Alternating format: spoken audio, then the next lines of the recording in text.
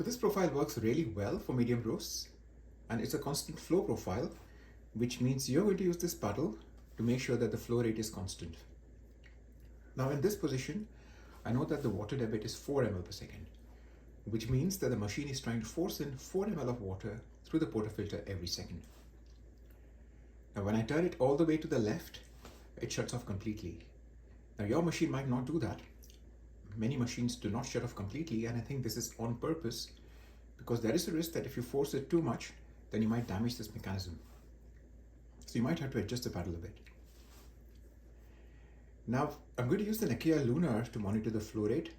If you don't have an Nokia Lunar, that's absolutely fine. You can still do without. So this gives a nice visual representation. On the x-axis you have the time, and on the y-axis you have the flow rate. This was my last profile. So I start off with pre-infusion first, with the paddle in this position, and I allow the pressure to rise up to 4 bar. So this initial bit over here is the pre-infusion. Ignore this, this is an artifact. So the flow rate is almost 0. And after about 15 seconds or so,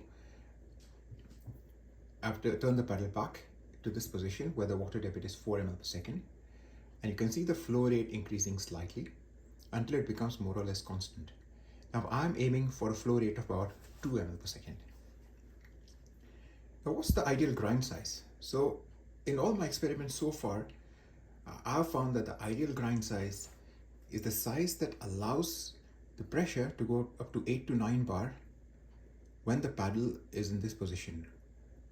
So the pressure should be 8 to 9 bar when the machine is trying to force 4 ml of water second through the portafilter every second. So the pressure will rise initially and then start to fall gradually.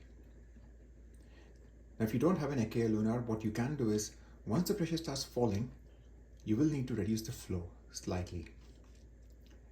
This is because as the puck erodes, the flow rate then starts to accelerate. What you want is a constant flow rate of about 2 ml per second.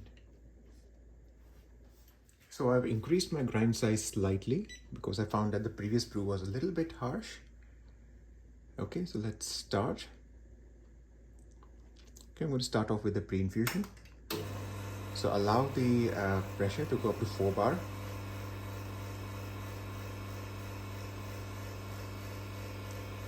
And stop.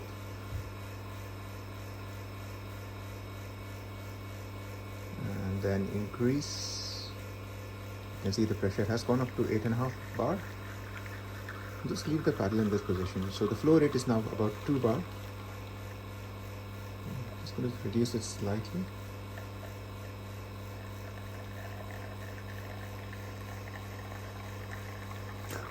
And stop.